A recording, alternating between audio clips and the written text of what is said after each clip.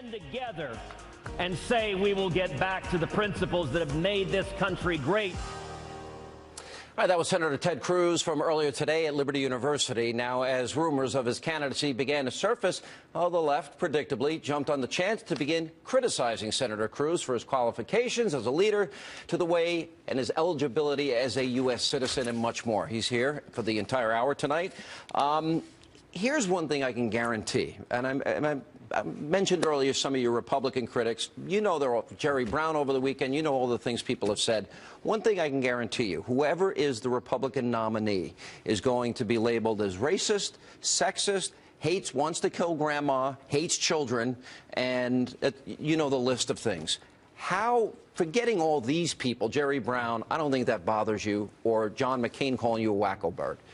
But how do you deal with the Clinton machine and the predictable, I guess, narrative that is advanced every election cycle against any Republican or conservative? How do you handle that? Well, look, you're right. The media historically paints two caricatures of Republicans. We're either stupid or evil. So in the media, or both. In the media is telling Reagan was stupid, George W. Bush was stupid, Dan Quayle was stupid, Nixon was evil, Dick Cheney was evil. By the way, stupid is better. If you're picking one or the other, stupid is much better. Better than evil. Oh, yeah. Yeah.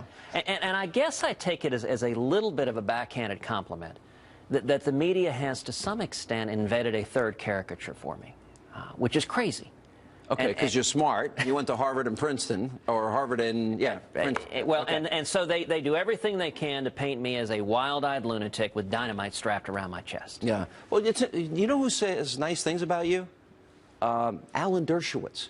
Austin Goolsbee said you were probably his most formidable,